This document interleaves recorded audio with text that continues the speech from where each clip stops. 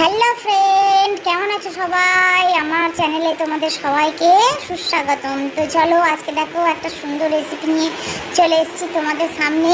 মাছের তেল কাটা চচ্চড়ি। তার জন্য কেটে নিয়েছি আলু, বেগুন, পেঁয়াজ, টমেটো, কাঁচা লঙ্কা ছিঁড়ে দিয়েছি, সঙ্গে দিলাম একটু আদা রসুনের পেস্ট। আর এদিকে রয়েছে আমার নুন হলুদ মাখানো তেল কাটা মাছের। তো চলো এটাকে একটু আমি দিয়ে দিচ্ছি কালারের জন্য লঙ্কা গুঁড়ো, দিয়ে দেবো একটু লবণ, হলুদ গুঁড়ো দিয়ে একটু আগে মেখে নেবো, তারপর আসছি তোমাদেরকে দেখাচ্ছি। দেখো দিয়ে দিলাম হলুদ, দিয়ে দিলাম অল্প করে সরিষার তেল। তো চলো এবার আমি মেখে নিচ্ছি সর্ষের তেল, হলুদ, লঙ্কা, আদা রসুনের পেস্ট, পেঁয়াজ, বেগুন, আলু, টমেটো কাটা একসাথে।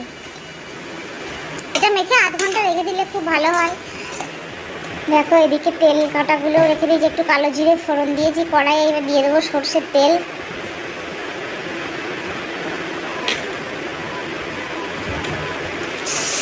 দিয়ে দিলাম মাছের কাঁটাটা,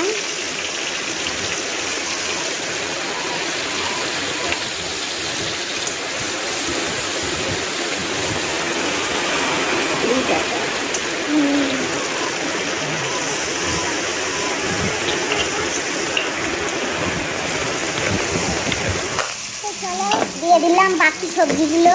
এবার আমি জাস্ট ঢাকা দিয়ে দেবো। এটা বেশি নাড়াচাড়া কিছু করবো না, এখন একটা দিয়ে ঢাকা কত ব্যাস। ঢাকা খুলে নিলাম, দিলাম একটু ধনে পাতা ওপর থেকে।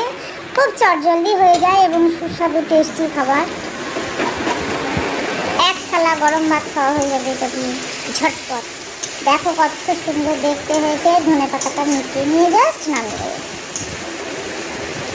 তো লোভনীয় রেসিপি।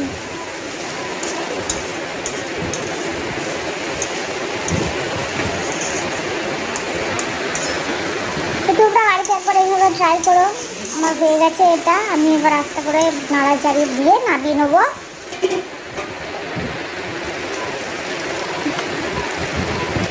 দেখো সামান্য একটু মশলা দিলাম, একটা ভাজা মশলা।